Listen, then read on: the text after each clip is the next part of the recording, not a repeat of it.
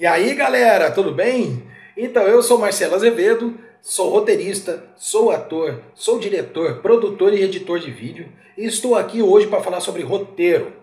Então nós vamos começar ali na parte da trama, da concepção da trama, até o fechamento do ato 3. Essa explanação que eu vou fazer é básica, mas ela serve para que vocês que estão vendo esse vídeo já comecem a ter uma noção de como começar o seu roteiro, de como começar a sua história lá do começo mesmo, porque muita gente tem essa dificuldade. Como que eu vou começar? Como que eu faço um texto? Como que eu conto uma história?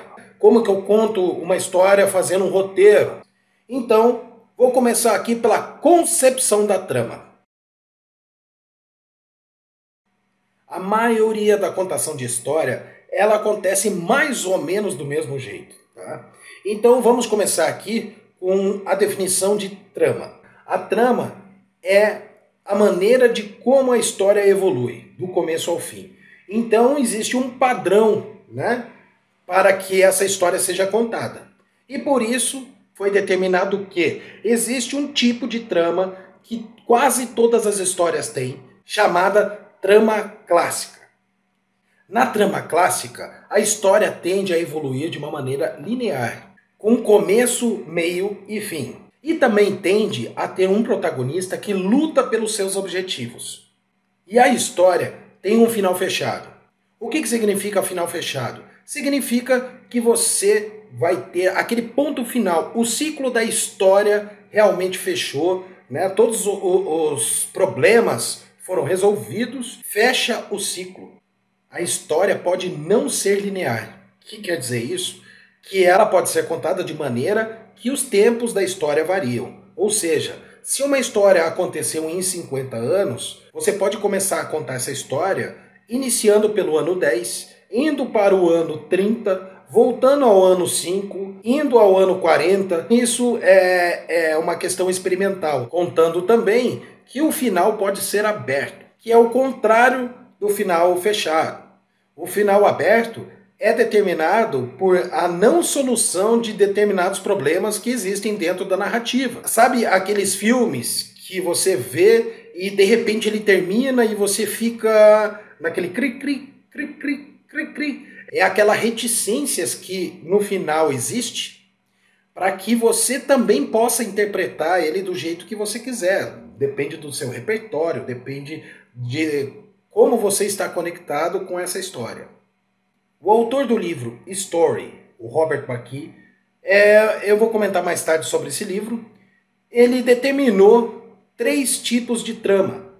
A arquitrama, ou design clássico, que tem narrativa de final fechado, como eu já expliquei antes, conflito externo, que quer dizer que o personagem principal, ou o protagonista, tem conflito com outras pessoas ou outros personagens. O tempo da narrativa é linear, ou seja, a história vai do início, que é o início da narrativa, e vai até o final, sendo contado na linha do tempo, exatamente como as coisas aconteceram.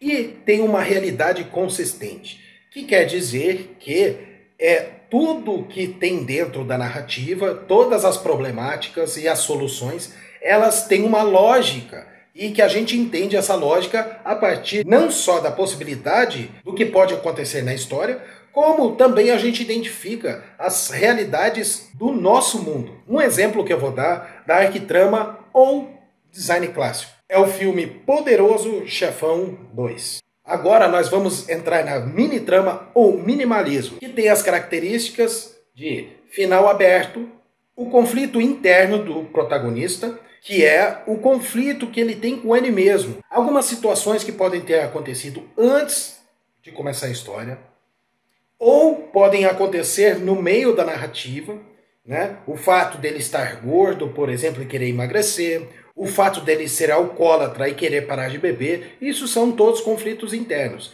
É um descontentamento interno que gera um problema psicológico no protagonista. O protagonista é passivo, isso quer dizer que ele não resolve os seus conflitos, né? Ele não vai atrás, ele não busca a solução dos conflitos, ou seja, ele não tem o objetivo de solucionar os seus problemas. E também o que caracteriza a mini-trama é ter vários protagonistas, ou seja, são vários núcleos e que cada história, ou seja, cada núcleo tem um protagonista diferente. Então tem vários protagonistas na mesma história.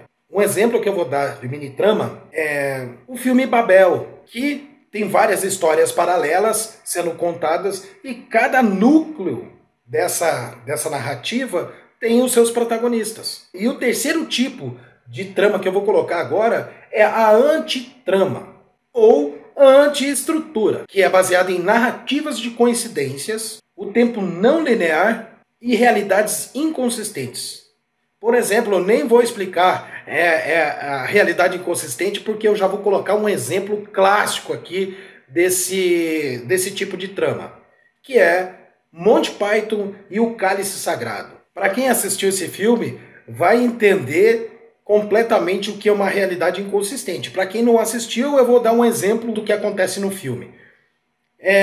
Existem os cavaleiros, né? Eles estão na Idade Média e então vem a cavalaria, tudo, eles estão em guerra, estão num morro e de repente eles são abordados por carros de polícia. Né? Então isso é uma realidade inconsistente. Coisas que não aconteceriam dentro da possibilidade narrativa. Ou seja, se você está contando uma história épica que acontece na Idade Média, como que um carro de polícia pode chegar lá? Né?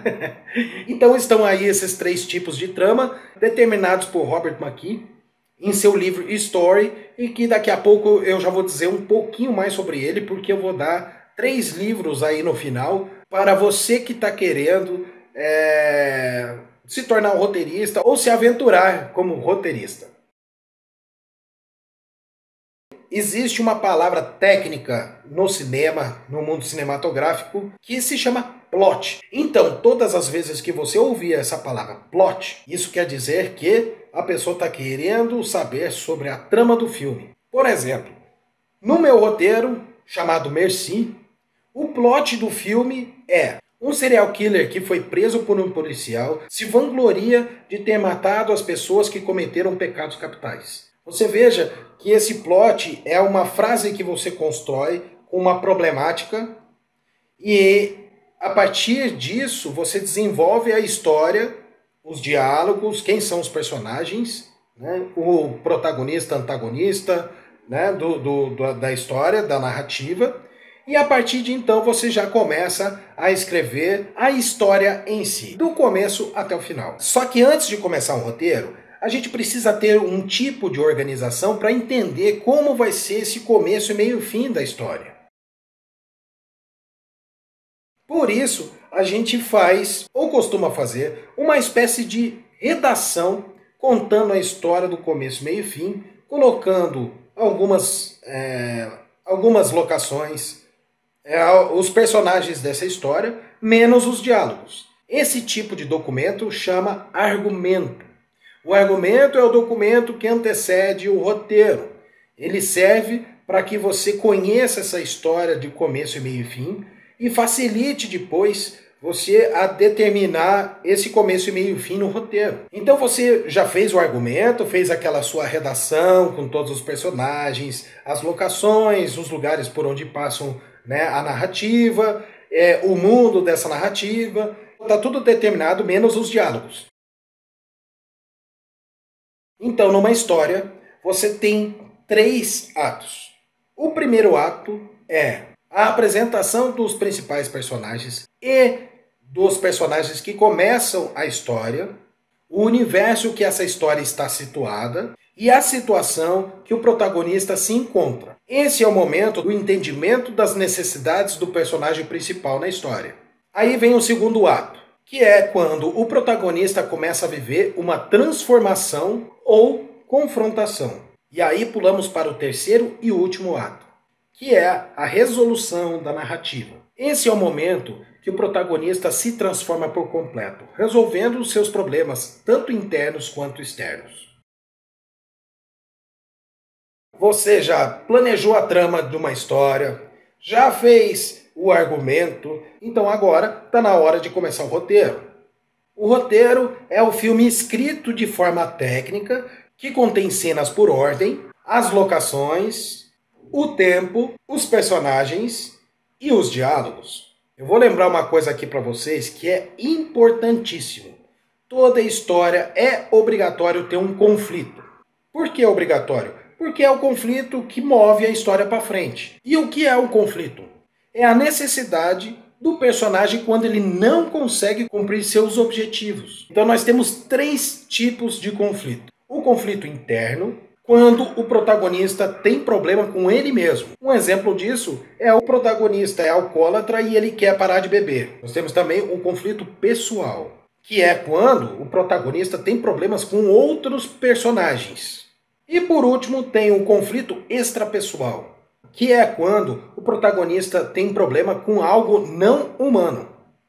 Um exemplo que eu vou dar é quando o protagonista tem problema com uma empresa ou com a natureza.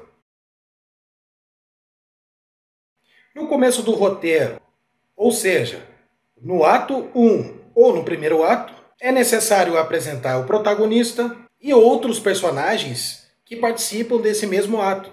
E também a ambientação da história, e também a ambientação dos personagens e o lugar onde a história acontece.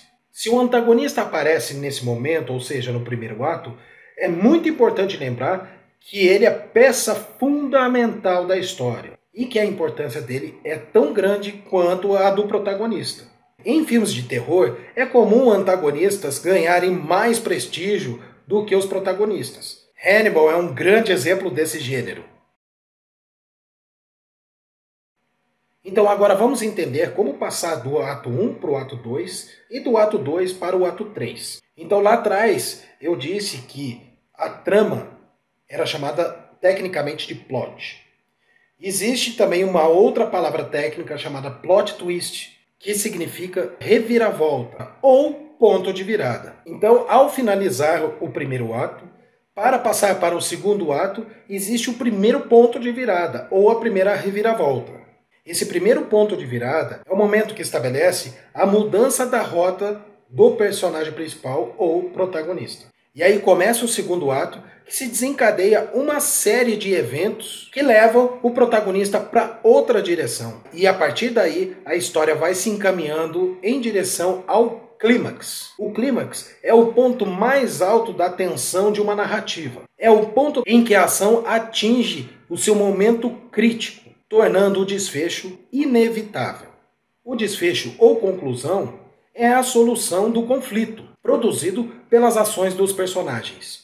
Esta tensão causada pelo conflito através do tempo da narrativa é chamada de curva dramática, onde se tem o início da história e a curva vai subindo em direção a um momento chamado de complicação, seguindo em direção ao clímax. E a partir do clímax, a curva desce, chegando no momento de resolução e relaxamento, até a conclusão ou desfecho. Para você que quer se tornar roteirista, eu vou dar 3 dicas de livros importantíssimos para que você tenha noção total do que é escrever um roteiro. O Manual do Roteiro, de Sid Field, que é um livro espetacular. Story, do Robert McKee, que é um livro completo sobre narrativa cinematográfica e as estruturas de um roteiro. E além de citar vários filmes dissecando cena por cena. E também temos o livro Save the Cat, do Blake Snyder, que é um livro sobre criação de roteiro e estruturação, com ênfase na venda do roteiro. Então é isso aí, gente. Agradeço a todo mundo que vai assistir esse vídeo.